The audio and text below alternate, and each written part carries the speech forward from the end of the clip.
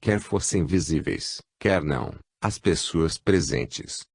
A teoria da alucinação telepática, provocada ou espontânea, só foi imaginada, cremos, para não chocar muito de frente às ideias preconcebidas do público, ainda pouco familiarizado com esses fenômenos naturais, mas que apresentam um lado misterioso, devido a se produzirem de improviso e às circunstâncias graves em que geralmente se dão.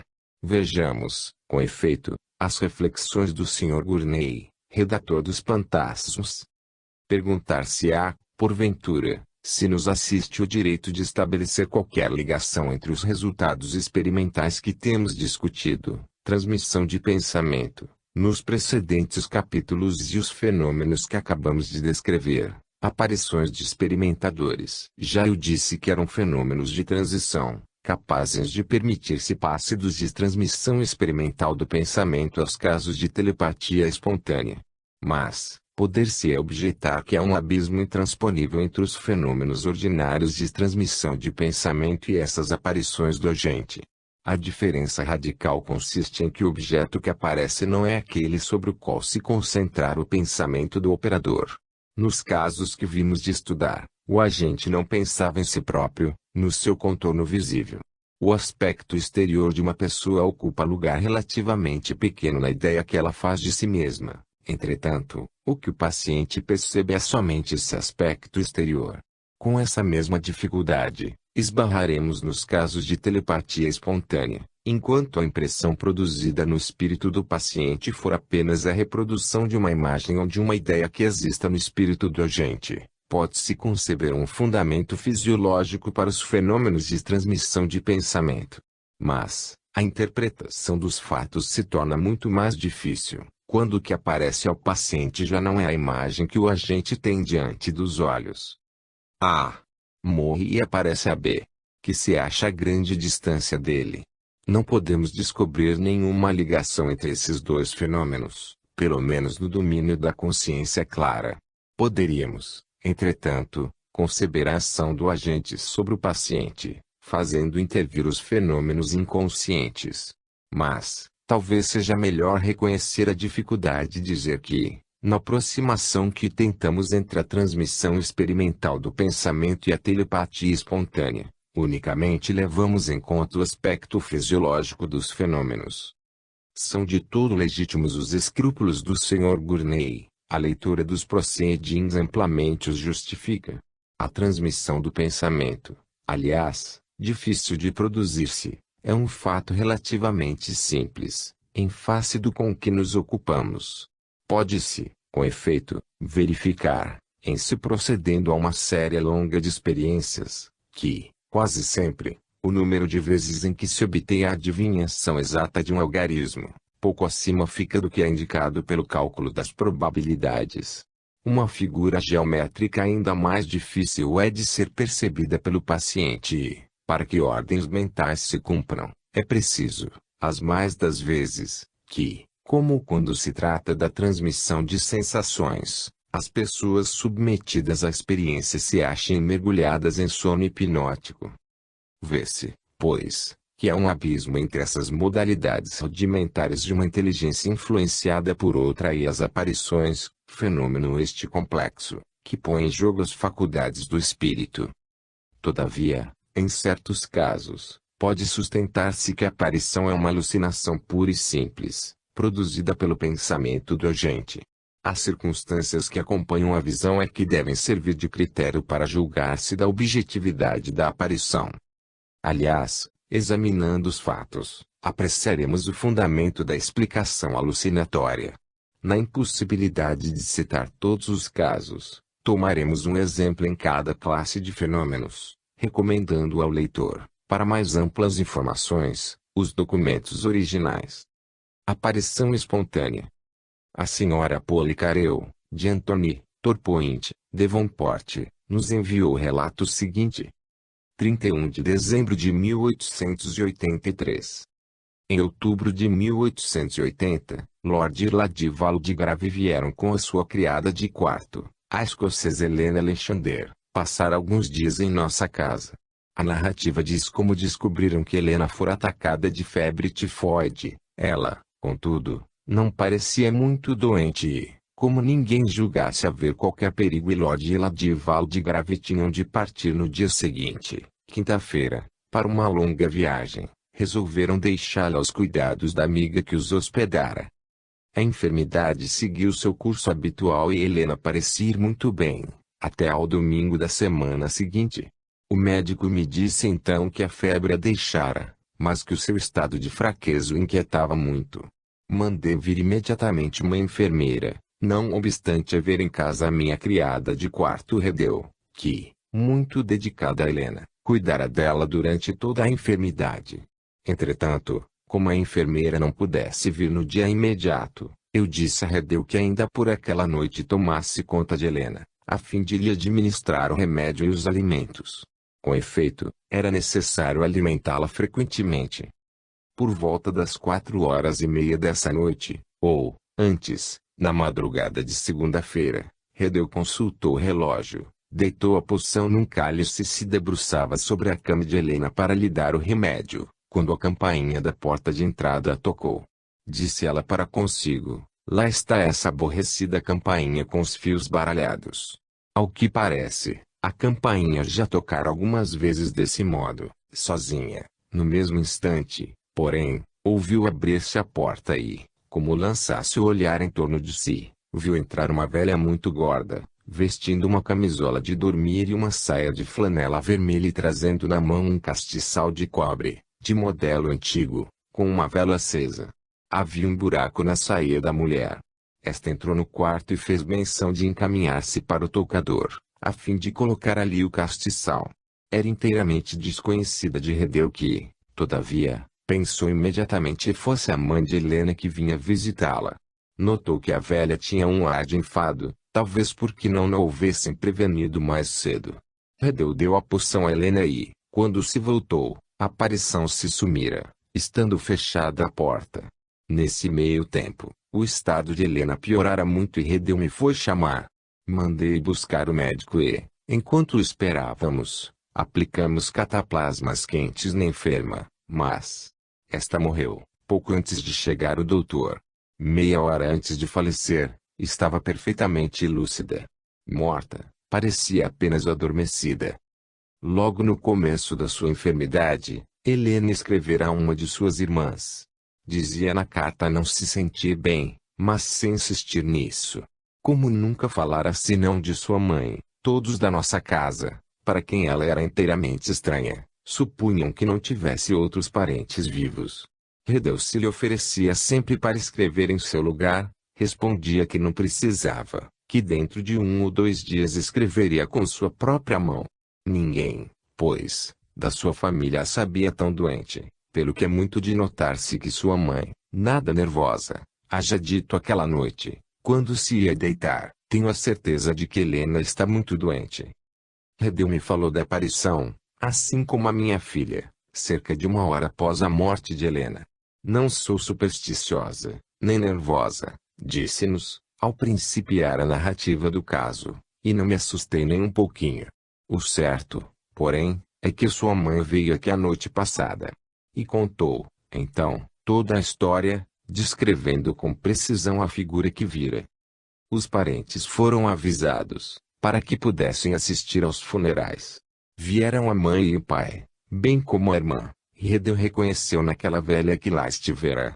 Eu, a meu turno, a reconheci, tão exata fora a descrição feita, com a mesma expressão fisionômica que Redeu indicara, devida, não à inquietação, mas à surdez.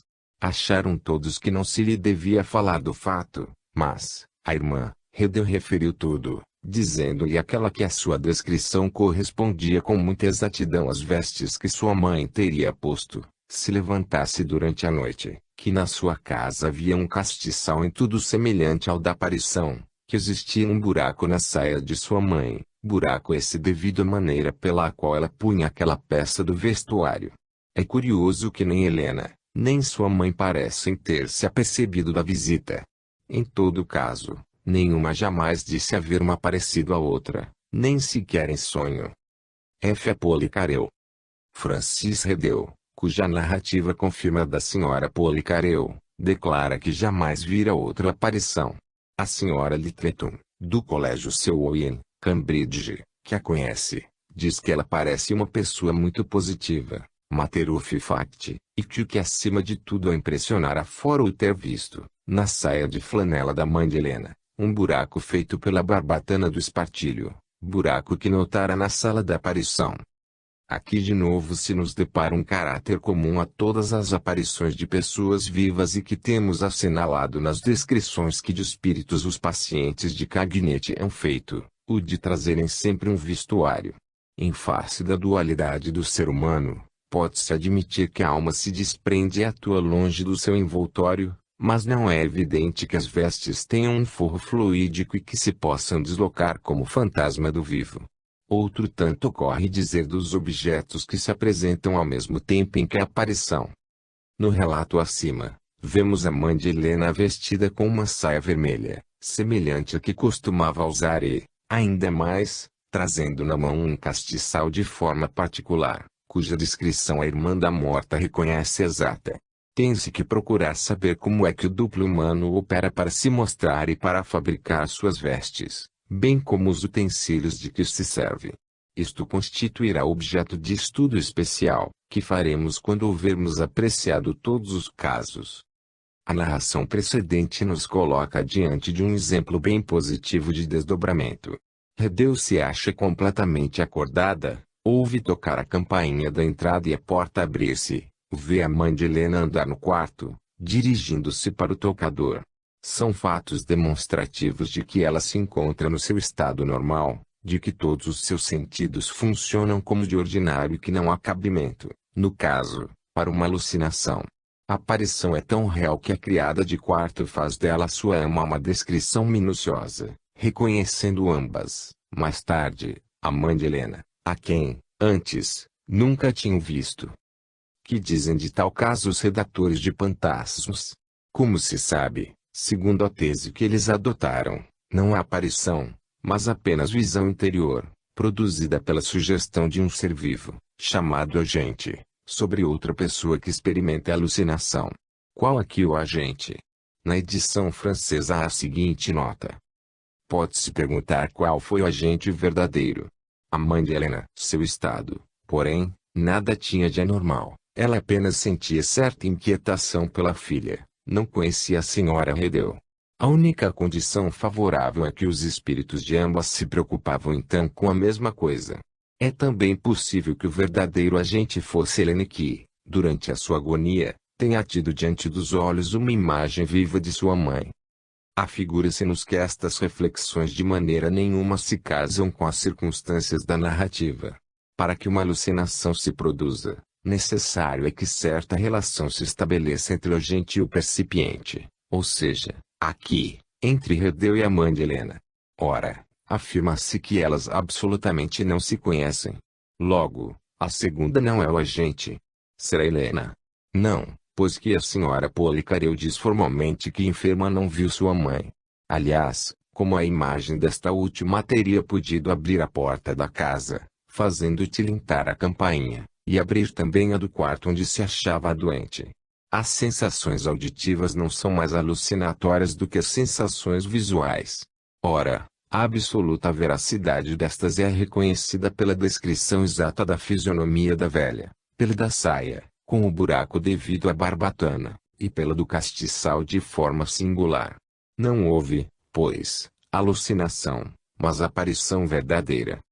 Entende o redator que, para dar-se o desprendimento da alma, é necessário um acontecimento anormal. É uma opinião arriscada, porquanto, nos casos seguintes, veremos que o sono ordinário basta às vezes para permitir o desprendimento da alma. Comprovaremos que o duplo é a reprodução exata do ser vivo. Também notaremos que o corpo físico do agente se acha imerso em sono, durante a manifestação. Veremos que esse é o caso mais geral. A edição inglesa contém 83 observações análogas.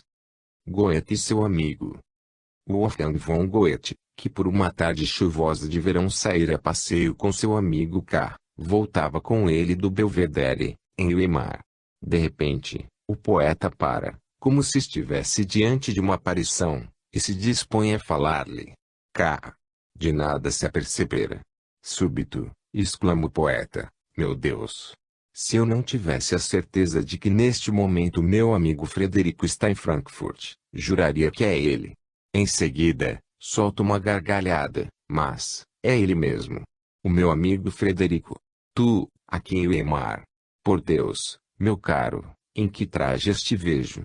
Com o meu chambre. Meu boné de dormir. Calçando minhas chinelas. Aqui em plena rua.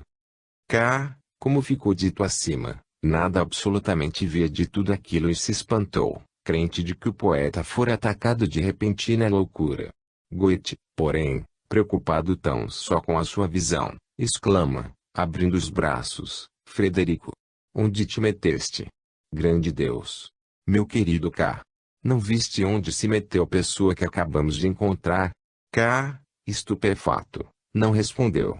Então, o poeta, depois de dirigir o olhar para todos os lados, diz em tom de quem divaga, ah, sim, compreendo. Foi uma visão. Qual, no entanto, será a significação de tudo isto? Teria o meu amigo morrido repentinamente? Seria seu espírito que vi? Dentro em pouco Goethe chegava a casa e lá encontrou Frederico. Os cabelos se lhe eriçaram. Afasta-te, fantasma! Bradou, recuando, pálido como um cadáver. Então, meu caro, é esse o acolhimento que dispensas ao teu mais fiel amigo? Respondeu-lhe Frederico. Ah! Exclamou o poeta a rir e a chorar ao mesmo tempo. Agora, sim, não é um espírito, mas um ser de carne e osso. E os dois se abraçaram efusivamente. Frederico chegara todo molhado da chuva à casa de Goethe e vestira as roupas do amigo. O seguir, adormecera numa poltrona e sonhara que fora ao encontro do poeta e que este o interpelara assim, tu, a quem eu amar. Que, com o meu chambre, meu boné de dormir, e minhas chinelas, em plena rua. Desde esse dia, o grande poeta acreditou noutra vida após a terrena. Estamos aqui em presença de uma espécie de alucinação telepática, pois que somente Goethe vê fantasma. Aquela imagem, porém, é exterior, não se lhe alojou no cérebro, como aconteceria, se se tratara de uma verdadeira alucinação, dado que, pelo testemunho de Frederico, este fora em sonho ao encontro do amigo. O que atesta que a sua exteriorização foi objetiva e que as palavras por ele ouvidas eram exatamente as que o ilustre escritor pronunciou. Vemos que o que Frederico toma por um sonho é a lembrança de um fato real, ocorrido durante o seu sono. Sua alma se desprendeu, enquanto seu corpo repousava, ouviu e guardou as palavras de Goethe. Façamos, a propósito, uma observação muito importante. Se Frederico não se lembrasse do que ocorrera enquanto ele dormitava, os membros da Sociedade de Pesquisas Psíquicas teriam concedido que houvera uma ação da consciência subliminal do mesmo Frederico, isto é, a intervenção de uma personalidade segunda desse paciente. Ora, parece evidente, aqui, que quem haja sempre a mesma personalidade, pois tem consciência do que se passou. Pode acontecer, entretanto, que nem sempre o agente se lembre do que fez, enquanto seu corpo repousava. Esta perda da lembrança não basta, porém, para autorizar os psicólogos, ingleses e franceses, que hão tratado dessas questões, a concluir que há em nós duas personalidades que coexistem, ignorando-se mutuamente. A única indução que se nos afigura logicamente lícita é de admitir-se que a nossa personalidade ordinária, a do estado de vigília, é distinta da personalidade durante o sono, por uma certa categoria de lembranças que, ao despertar, deixam de ser conscientes. Não há duas individualidades no mesmo ser, mas apenas dois estados diferentes de uma mesma individualidade. As narrativas que se seguem, extraídas do depoimento dado a 15 de maio de 1869 pelo Sr. Cromwell Varley, engenheiro-chefe das linhas telegráficas da Inglaterra, perante a Comissão da Sociedade Dialética de Londres, são típicas no máximo grau. Mostram as relações exatas que existem entre uma individualidade quando a dormir e quando desperta. Depoimento de Cromwell Varley, engenheiro-chefe das linhas telegráficas da Inglaterra. Aqui está um quarto caso em que sou o ator principal. Tinha eu feito algumas experiências sobre a fabricação da faiança, e os vapores de ácido fluorídrico, empregado em larga escala, me haviam causado uma enfermidade da garganta. Fiquei seriamente doente, sucedendo-me a mil de ser despertado por espasmos da glote. Fora-me recomendado ter sempre à mão éter sulfúrico para aspirá-lo e obter alívio pronto. 6 ou 8 vezes me vali desse recurso, mas o odor dessa substância me era tão desagradável, que acabei por preferir o clorofórmio. Colocava ao lado da cama e, quando precisava servir-me dele, tomava no leito uma posição tal que, em sobrevindo a insensibilidade, eu caía para trás, enquanto a esponja rolava para o chão. Uma noite, porém, tombei de costas na cama, retendo a esponja, que se me conservou aplicada à boca. A senhora Valley estava no outro quarto por cima do meu, dando alimento a um filho enfermo. Ao cabo de alguns instantes, percebi a situação em que me achava. Vi a minha mulher no aposento superior e me vi a mim mesmo deitado de costas com a esponja sobre a boca e impossibilitado de fazer qualquer movimento. Empreguei toda a minha vontade em lhe fazer penetrar no espírito uma clara noção do perigo em que me encontrava. Ela despertou, desceu, afastou a esponja e ficou aterrada. Fiz os maiores esforços para lhe falar e disse: vou esquecer tudo isto e ignorarei o que se passou, se não me recordares pela manhã. Não deixes, porém, de me dizer o que foi que te fez descer e, então, serei capaz de me lembrar de todos os pormenores. Na manhã seguinte, ela fez o que lhe recomendara, mas, no primeiro momento, de nada me pude recordar. Entretanto, pelo dia todo empreguei os maiores esforços e cheguei, afinal, a me lembrar de uma parte do ocorrido e, mais tarde, da totalidade dos fatos. Meu espírito se achava no quarto superior perto da senhora Valley, quando a tornei consciente do perigo em que me via. Este caso me facilitou compreender os meios de comunicação dos espíritos. A senhora Valley viu que meu espírito pedia e teve as mesmas impressões. Um dia, havendo caído em transe, disse-me ela: atualmente, não são os espíritos que te falam, sou eu mesmo e me sirvo do meu corpo de maneira idêntica à que os espíritos empregam, quando falam pela minha boca. Em 1860, observei outro fato. Acabavam de estender o primeiro cabo atlântico. Chegando a Halifax, meu nome foi telegrafado para Nova York. O Sr. Cyrus Field transmite a notícia para a St. John e para o Havre, de sorte que por toda parte fui cordialmente recebido e no Havre encontrei preparado um banquete. Pronunciaram-se muitos discursos, de modo que a festa se prolongou bastante. Eu tinha que tomar o vapor que partia na manhã seguinte e estava preocupado com a possibilidade de não despertar a tempo. Empreguei então um meio que sempre me dera bom resultado, o de formular energicamente, para comigo mesmo, a vontade de acordar com a necessária antecedência. Chegou manhã e eu me via profundamente adormecido na cama. Tentei despertar-me, mas não pude.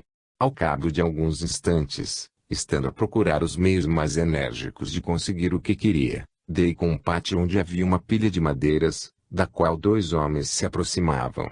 Subiram na pilha e retiraram uma prancha pesada. Ocorreu-me então a ideia de provocar em mim mesmo o sonho de que uma bomba me fora lançada, a qual, depois de sibilar ao sair do canhão, estourava e me feria na face, no momento preciso em que os homens, de cima da pilha, atiravam ao chão a prancha que haviam apanhado.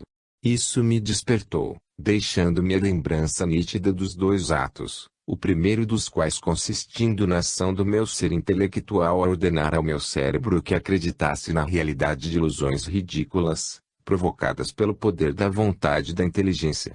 Quanto ao outro ato, não perdi um segundo em saltar da cama, abrir a janela e verificar que o pátio, a pilha de madeiras e os 2 homens eram tais quais o meu espírito os vira. Antes, nenhum conhecimento eu tinha do local. Era noite quando, na véspera, cheguei àquela cidade e não sabia absolutamente que havia ali um pátio. É inegável que meu espírito viu tudo isso, enquanto meu corpo jazia adormecido. Era-me impossível ver a pilha de madeira sem abrir a janela. Em a narrativa que passamos, temos uma mesma pessoa a se desdobrar em várias ocasiões, sem nenhuma participação sua consciente nos fatos. Aparições múltiplas do mesmo paciente. Senhora Stone, Chuteai, Valdish, Bridport. Fui vista 3 vezes, quando em realidade não me achava presente, e de cada vez por pessoas diversas.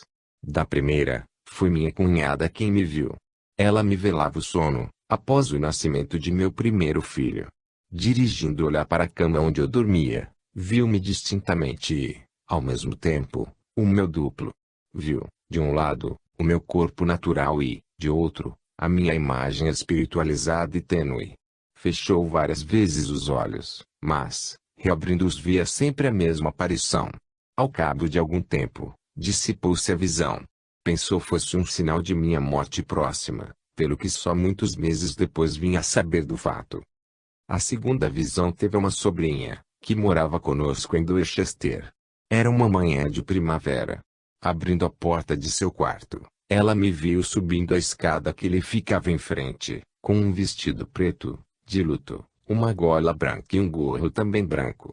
Era esse o meu traje habitual, por estar de luto de minha sogra. Ela não me falou, mas me viu e julgou que eu fosse ao quarto de meu filho. Ao almoço, disse ao tio, minha tia se levantou hoje muito cedo, eu a vi no quarto do filho. Respondeu meu marido, não, Jane, ela não se sentia muito bem, tanto que vai almoçar no quarto, antes de descer. O terceiro caso foi o mais notável. Tínhamos uma casinha em Weymouth, aonde íamos de tempos a tempos gozar da vizinhança do mar. Quando lá estávamos, éramos servidos por uma certa senhora Sonras que, quando não estávamos, tomava conta da casa. Mulher agradável e calma, digna de toda a confiança, era tia da nossa estimada e antiga criada Kitty Balston, então conosco em Dorchester. Kitty escrevera a tia na véspera da visão, comunicando-lhe o nascimento do meu filho mais moço e dizendo que eu ia bem. Na noite seguinte, a senhora Balston foi a uma reunião de preces, próximo a Clarence Buildings. Ela era batista. Antes de partir, fechou uma porta interior, que dava para uma pequena área atrás da casa. Fechou também a porta da rua e levou no bolso as chaves. Ao regressar, abrindo a porta da rua, percebeu uma luz no extremo do corredor. Aproximando-se, viu que a porta da área estava aberta. A luz clareava todos os recantos da área e eu me achava no centro desta. Ela me reconheceu distintamente. Estava eu vestida de branco, muito pálida e com semblante fatigado. Apavorada, deitou a correr para a casa de um vizinho, a do Capitão Cur, e desmaiou em caminho. Quando voltou a ser, o Capitão Cur acompanhou até a nossa casa, que se encontrava tal qual ela a deixara, com a porta da área hermeticamente fechada. Nessa ocasião, eu me achava muito fraco e passei várias semanas entre a vida e a morte. X. 1883. Da narrativa desta senhora, deduz-se que a sua saúde deixava muito a desejar e que era quando ela se achava de cama que sua alma se desprendia. Para que a hipótese da alucinação pudesse explicar essas aparições a 3 pessoas que se não conheciam umas às outras e em épocas diferentes, fora mister supor na senhora Stone um poder alucinatório que ela exercia a seu mau grado, mas, ainda assim, não se compreenderia como a senhora Balston, muito distante, pudera ser por ela influenciada. Parece-nos que o desdobramento explica mais claramente os fatos, pois que, noutra circunstância, sua cunhada lhe via muito distinta e simultaneamente o corpo material e o corpo fluídico. Notemos também que a visão do duplo pela cunhada não é subjetiva, porquanto ela fecha os olhos repetidas vezes, desaparecendo a visão nesses momentos, para se tornar de novo perceptível, logo que de novo os reabre. Uma imagem alucinatória constituída no cérebro não lhe seria invisível quando estivesse com os olhos fechados. Essas mesmas observações se aplicam às aparições daquela senhora, semelhança completa entre a forma física e o fantasma e repouso do organismo durante a manifestação. Desdobramento involuntário, mas consciente. O paciente é um moço de cerca de 30 anos, talentoso artista gravador. Há poucos dias, diz ele, entrava eu em casa, à noite, por volta das 10 horas, quando me senti presa de estranha lassidão, que não sabia explicar. Resolvido, entretanto, a não me deitar imediatamente, acendi o lampião e coloquei-o sobre a mesa de cabeceira, perto da cama. Tomei de um charuto, cheguei-lhe a chama do meu isqueiro e tirei algumas baforadas. Depois, estendi-me num canapé. No momento em que, negligentemente, me deitava, procurando apoiar a cabeça na almofada do sofá, notei que os objetos em volta giravam. Experimentei como atordoamento, um vazio. Em seguida, bruscamente, achei-me transportado ao meio do aposento. Surpreso com esse deslocamento, de que não tivera consciência, olhei ao meu derredor e o meu espanto então chegou ao auge.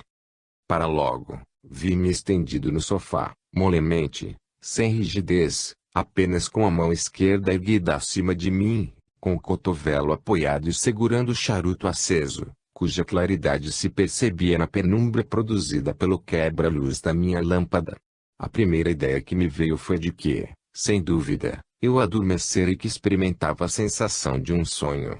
Contudo, reconhecia que nunca tivera sonho semelhante que me parecesse tão intensivamente uma realidade. Direi mais, tinha a impressão de que jamais estivera tanto na realidade. Por isso, ao verificar que não podia tratar-se de um sonho, o segundo pensamento que se me apresentou de súbito à imaginação foi o de que morrera.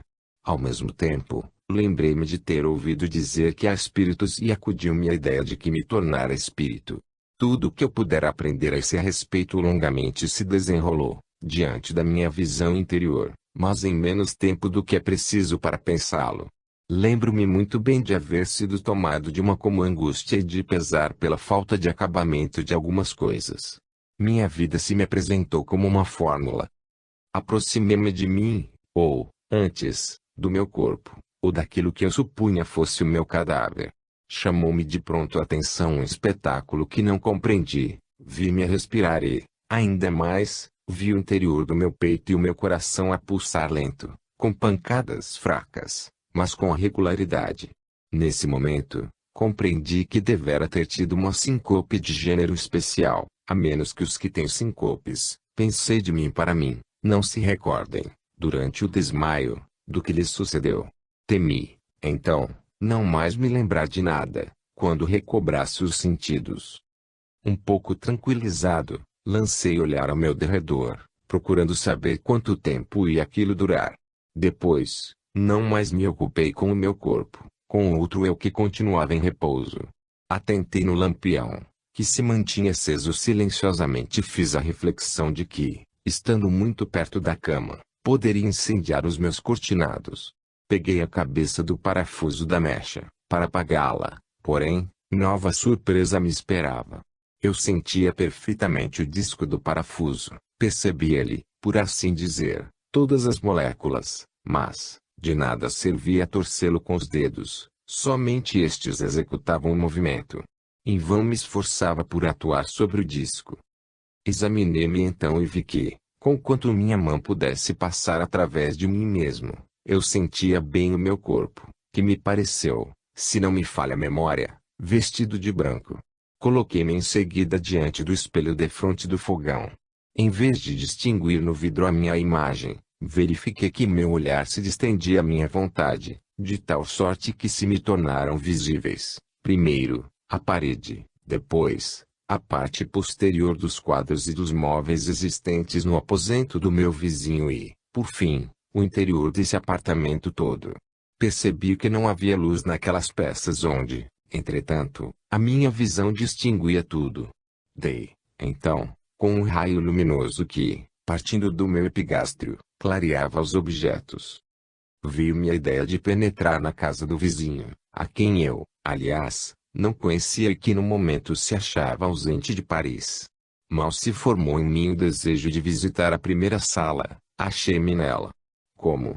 Não sei, mas, parece-me que atravessei a parede com tanta facilidade quanto tiver o meu olhar para transpô-la. Em suma, pela primeira vez na minha vida, achei-me na casa do meu vizinho.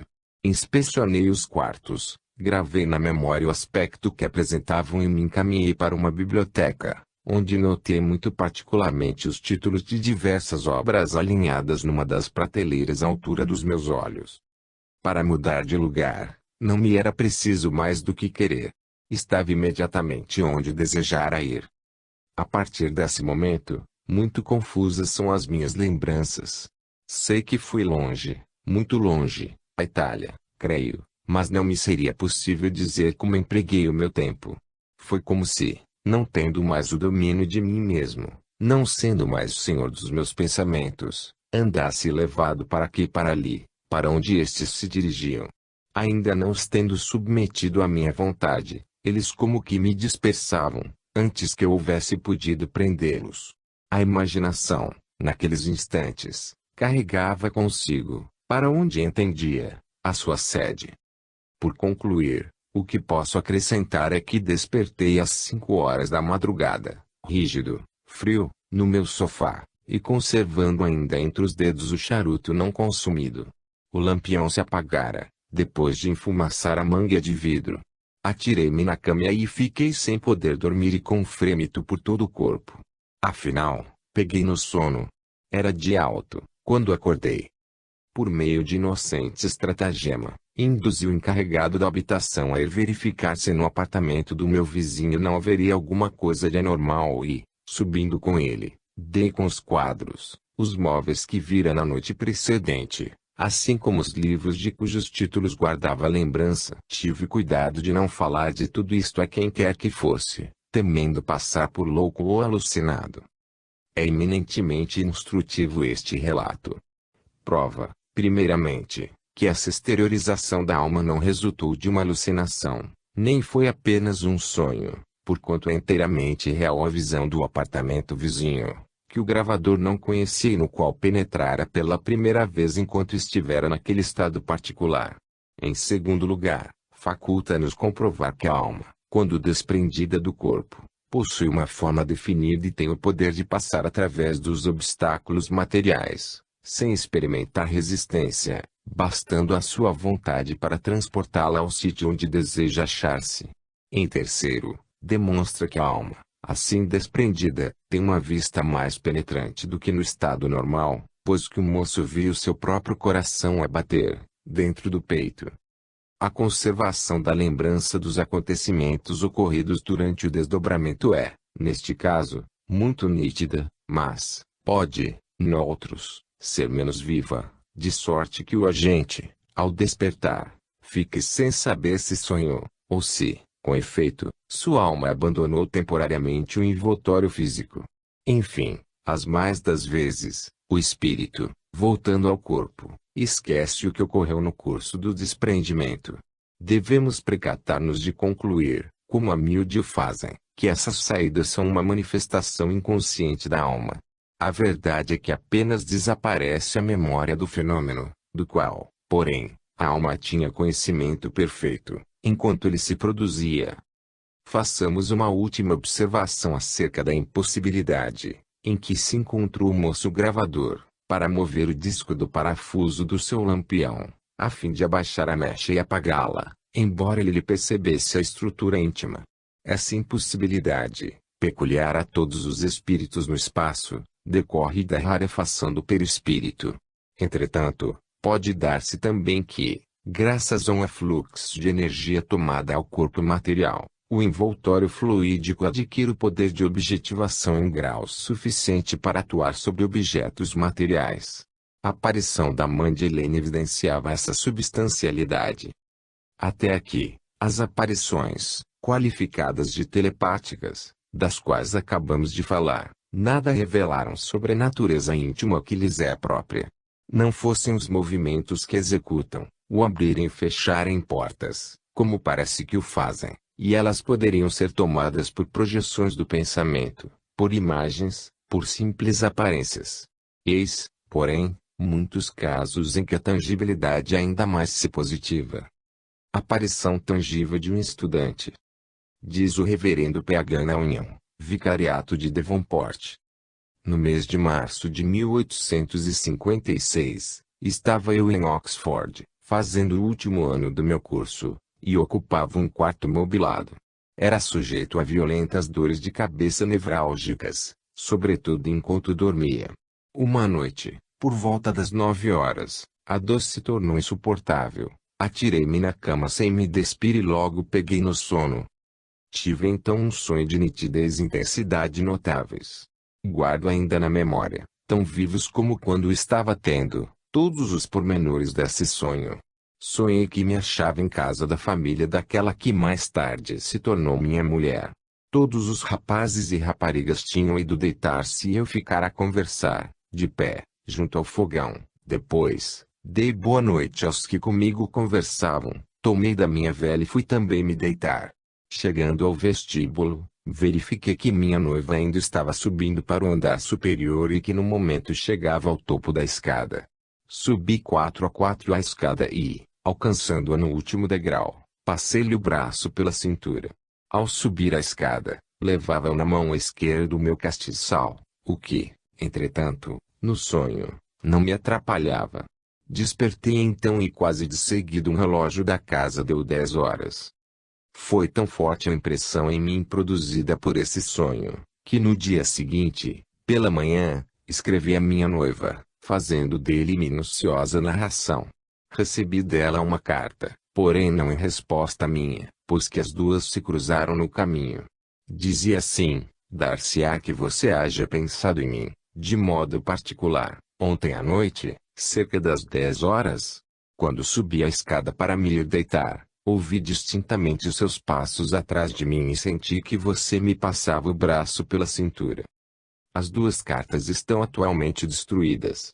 Alguns anos, porém, depois dos fatos, recordamo-los, ao reler cartas antigas, antes de as destruirmos. Reconhecemos nessa ocasião que se conservavam muito fiéis às nossas lembranças pessoais. Esta narrativa pode, portanto, ser aceita como perfeitamente exata. PH e neônio. É evidente, neste caso, a relação de causa e efeito. O sonho do moço estudante é a reprodução da realidade. Durante o sono, a alma se lhe desprendeu do corpo e se transportou para junto de sua noiva.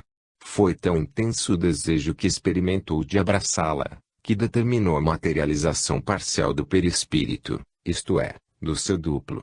O fato é positivo, pois a moça diz ter ouvido distintamente passos que subiam a escada e a sensação de um braço que a envolvia pela cintura também positivamente afirmada. Estes pormenores, referidos de modo idêntico pelos dois protagonistas da cena, sem que tenha havido qualquer combinação entre eles ou qualquer previsão, afastam, evidentemente, toda a ideia de alucinação. Aparição objetiva em momento de perigo. Senhora Randolph Lichfield, Crossdeep, Twickenham. Abreviamos um pouco a narração, suprimindo o que não era indispensável. Achava-me eu, uma tarde, antes de me casar, no meu quarto, sentada perto de uma mesa tocadora, sobre a qual depuser um livro que estava lendo. A mesa ficava a um canto do quarto e o grande espelho que lhe estava sobreposto chegava quase ao teto, de sorte que a imagem de qualquer pessoa que se encontrasse no quarto podia nele refletir-se inteira. O livro que eu lia não era de natureza a me afetar de modo algum os nervos, nem de me excitar a imaginação. Sentia-me de perfeita saúde, de bom humor e nada me acontecera, desde a hora em que, pela manhã, recebera a minha correspondência, que me pudesse fazer pensar na pessoa a quem se refere a singular impressão, cuja narrativa me pedis. Tinha os olhos no livro. De súbito, senti, mas sem o ver, que alguém entrava no meu quarto. Dirigi o olhar para o espelho, a fim de saber quem era, porém, não vi pessoa alguma. Supus então que o visitante, ao dar comigo absorvida na leitura, tornara a sair, quando, com vivo espanto, senti na fronte um beijo, longo e terno. Ergui a cabeça, sem nenhum terror, e vi meu noivo de pé por trás da minha cadeira, e inclinado, como para me beijar de novo. Trazia muito pálido semblante e infinitamente triste. Muito surpreendida, levantei-me, mas, antes que houvesse articulado uma palavra, ele desapareceu, não sei como.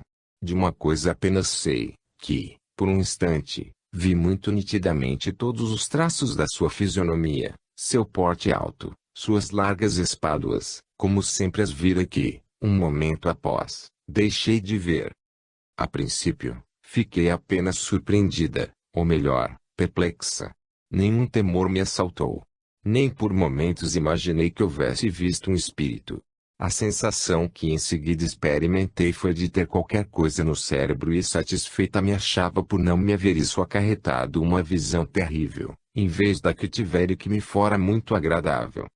Diz depois a narradora que passou 3 dias sem notícias do noivo. Uma noite, julgou sentir-lhe a influência, mas não viu, apesar da expectativa em que se encontrava. Afinal, veio a saber que ele fora vítima de um acidente, quando amestrava um cavalo fogoso. Seu pensamento voou imediatamente para a noiva, tendo dito, no momento em que perdia os sentidos: Mai, minha maisinha, que eu não morra sem tornar a ver-te. Foi na noite que se seguiu ao acidente que ele se debruçou sobre a moça e ausculou. Também aqui, temos a aparição assemelhando-se, traço por traço, ao vivo, deslocando-se a grande distância e provando, de maneira positiva, a sua corporeidade, com o beijar a noiva. Qualquer que seja o papel que se queira atribuir à alucinação, parece-nos que ela se mostra incapaz de explicar o que se produziu. Eis agora outro caso de materialização do envoltório fluídico. Um duplo materializado. Os Anais Psíquicos, de setembro a outubro de 1896, sob o título Formação de um Duplo, página 263, narram o fato seguinte, traduzido do Borderland de abril de 1896. O Sr. Steer refere que se dá muito com a Sra. A, cujo estado de saúde, naquela época, lhe causava sérias inquietações. Conversando com ela, o Sr. Steer lhe recomendara que no domingo fosse assistir aos ofícios religiosos. A Sra. A, porém, muito céptica, nada lhe respondera. Nesse ínterim, caiu ela seriamente enferma e se viu obrigada a não abandonar o leito. No domingo seguinte, 13 de outubro, à noite, teve o Sr. Steer a surpresa de ver entrar no templo a Sra. A e instalar-se num dos bancos. Havia luz bastante para que lhe fosse possível reconhecê-la bem. Um dos membros da congregação lhe ofereceu um livro de preces, que ela aceitou, mas não abriu. Então, uma vigilante lhe deu outro livro, que ela igualmente tomou com ar distraído e colocou sobre o banco. Conservou-se sentada durante todo o serviço até o último hino, que ouviu de pé. Durante o segundo e terceiro hinos, ergueu por vezes o livro, mas, ao que parecia, sem cantar. Após o último atirou bruscamente o livro para o lado e, descendo rápido a nave, desapareceu. Numerosas testemunhas afirmam ter visto a Sra. A, e tê-la perfeitamente reconhecido como sendo a pessoa que anteriormente ali fora. Seu vestuário elegante, mas excêntrico, chamava atenção. No dia imediato, o Sr. Steer foi à casa da Sra. A, que, ainda doente, se achava recostada no sofá. Afirmou-lhe ela que não saíra na véspera, afirmativa que o doutor, a criada de quarto e 2 amigas corroboraram em absoluto. A distância que medeia entre a residência da Sra. A e o templo é bastante considerável. Ora, confrontando-se o momento em que ela apareceu ali e em que com ela estavam o médico e as amigas, verifica-se ter sido de todo impossível que a senhora houvesse feito aquele percurso em estado de sonambulismo, o que, aliás, a sua saúde não permitia. Tem-se aí mais uma prova manifesta da ação tangível do corpo fluídico materializado. Um ponto a assinalar é a grande duração do fenômeno, de hora e meia. Aparição falante. Desta vez, independentemente de outras circunstâncias típicas, temos o próprio duplo fluídico a falar. Senhorita Paget, 130, Fulham Road, SW Londres. 17 de julho de 1885. Dou aqui a narração fiel de uma aparição curiosa, que tive, de um irmão. Estávamos em 1874 ou 1875. Meu irmão era terceiro oficial de um grande navio da Sociedade Wygram. Eu sabia nas costas da Austrália, mas, que me lembre, não pensava nele no momento a que me refiro. Entretanto, como era o único irmão que eu tinha e fôssemos muito amigos um do outro, Havia entre nós laços muito estreitos. Meu pai residia no campo. Uma noite, desci à cozinha, por volta das 10 horas, em busca de água quente. Havia ali acesa uma grande lâmpada dúplex, de sorte que viva era a claridade. Achando-se já recolhidos os criados, coube-me a mim apagar a lâmpada. Enquanto apanhava a água quente, levantei os olhos e com grande surpresa vi meu irmão entrar na cozinha pela porta que abria para o exterior e encaminhar-se para o meu lado. Não reparei se a porta estava aberta, porque ficava num recanto e meu irmão já se encontrava no meio da cozinha. Separava-nos a mesa existente nessa dependência da casa e ele se sentou à cabeceira mais afastada de mim. Notei que vestia o seu uniforme de marinheiro com uma blusa e que tanto esta como o boné estavam molhados. Exclamei: Miles, donde vens? Ele respondeu com seu habitual tom de voz: pelo amor de Deus, não digas que estou aqui. Isto se passou em breves segundos e, quando me lancei para abraçá-lo, desapareceu.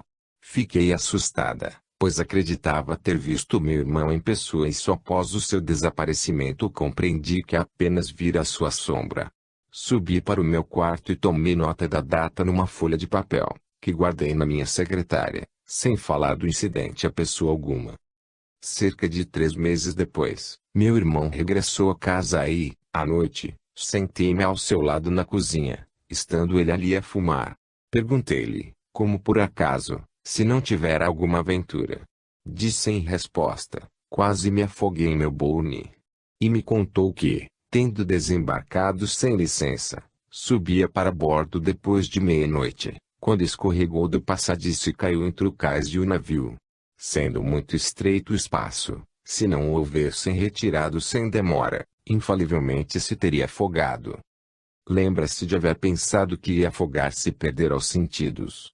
Ninguém soube que dizer à terra sem licença, de sorte que não incorreu na punição que esperava.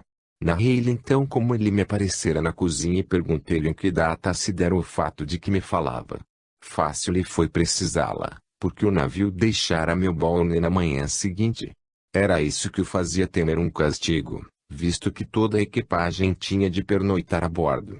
As duas datas coincidiam, mas havia uma diferença quanto à hora. Eu vira pouco depois das 10 horas da noite e o seu acidente ocorrera pouco depois da meia-noite.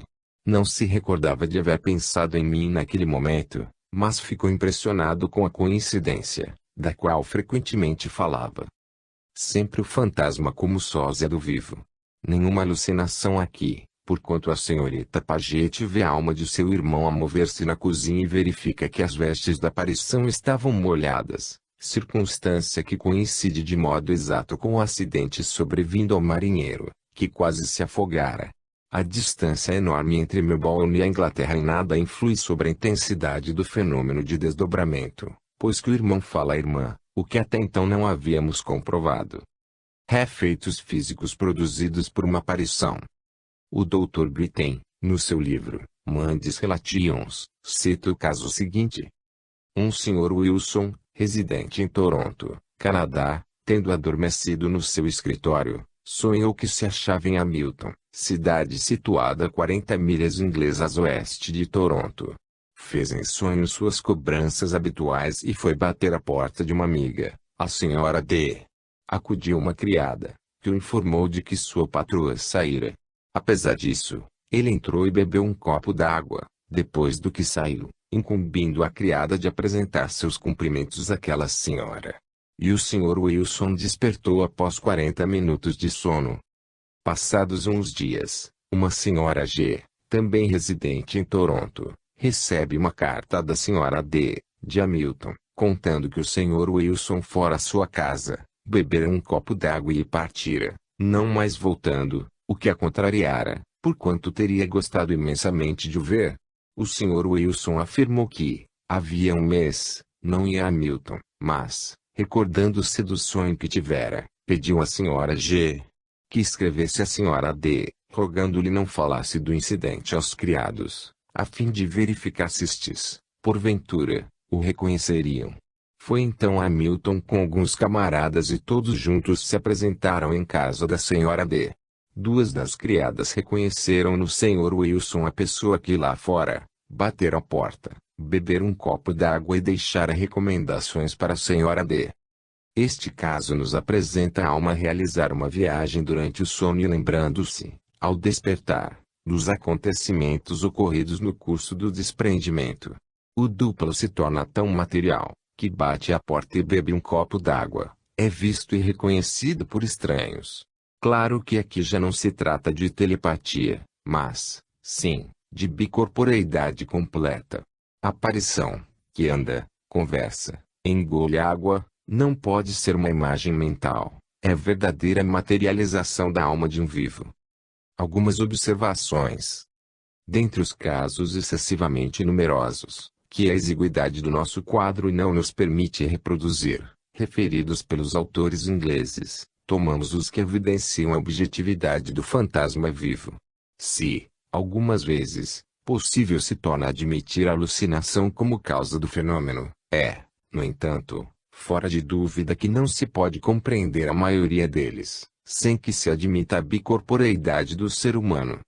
Suposto que os diferentes fatos que acabamos de enumerar são devidos à alucinação, somos forçados a fazer duas observações, muito importantes. Para que o cérebro do paciente seja impressionado, fora das condições habituais, necessário é que o agente exerça à distância uma ação de natureza especial, que não pode ser assimilada a nenhuma força conhecida. Primeiramente, a distância não afeta o fenômeno. Esteja o agente em Melbourne e o paciente em Londres, a aparição se dá. Logo, a forma de energia que transmite o pensamento nada tem de comum com as ondas luminosas, sonoras, caloríficas, porquanto ela se propaga no espaço sem se enfraquecer e sem condução material. Ao demais, não se refrata em caminho, atravessando todos os obstáculos, alcança a meta que lhe está assinada. Sabemos hoje que a eletricidade pode tomar a forma ondulatória e propagar-se sem condutor material. Poder-se-ia, pois, admitir que há uma semelhança entre a telegrafia sem fio e os fenômenos telepáticos. Evidentemente, se não houvesse mais do que uma simples transmissão de sensações, possível seria assimilar-se ao fluido elétrico, o fluido que serve para transmitir o pensamento e, a um receptor telegráfico, o cérebro do paciente que vê. Mas, aqui, o fenômeno é muito mais complexo. Se ponderarmos que o agente não teve vontade de se mostrar, torna-se difícil crer seja só o seu pensamento que, a sua revelia, disponha de tão singular poder. Se levarmos em conta que a imagem se materializa suficientemente para abrir ou fechar uma porta, para dar beijos, para segurar um livro de orações, para conversar, etc., teremos de admitir que em tais fatos há mais do que simples impressão mental do paciente. Melhor concebemos um desdobramento momentâneo do agente, que, voltando à vida ordinária, não conserva a lembrança do ocorrido. Então, é a alma do próprio agente que se mostra e que se move no espaço, como o fazem os espíritos desencarnados. Precisamente por estar a causa do fenômeno no sair do corpo, a alma é que geralmente não se conserva a lembrança desse êxodo, visto que o cérebro do agente não foi impressionado pelos acontecimentos que se deram sem participação sua. Para que houvesse lembrança, fora mister pôr o agente em estado de sonambulismo, isto é, num estado análogo ao em que ele se encontrava quando ocorreu o desdobramento. Confrontando os caracteres diversos, peculiares a cada uma dessas aparições, podem formular-se observações gerais que nos instruam sobre tais manifestações da atividade psíquica, bem pouco conhecidas. No curso da vida, a alma se acha intimamente unida ao corpo, do qual não se separa completamente, senão pela morte, mas, sob a ação de diversas influências, sono natural, sono provocado, perturbações patológicas ou forte emoção, é-lhe possível exteriorizar-se bastante para se transportar, quase instantaneamente, a determinado lugar e, lá chegando, tornar-se visível de maneira a ser reconhecida. Vimos dois casos de ação desse gênero, o do noivo da senhora Randolph Lichfield e o do jovem marinheiro. A lembrança das coisas percebidas nesse estado pode às vezes conservar-se, como sucedeu ao reverendo Neunion, ao gravador e a Valley. Para isso, Fácil mister seja muito viva a impressão experimentada. Também é possível que subsistam algumas reminiscências vagas, mas, em geral, ao despertar, aquele com quem se deu o fenômeno do desdobramento nenhuma consciência tem do que se passou. Essa lacuna da vida mental assemelha-se ao esquecimento, por parte do sonâmbulo,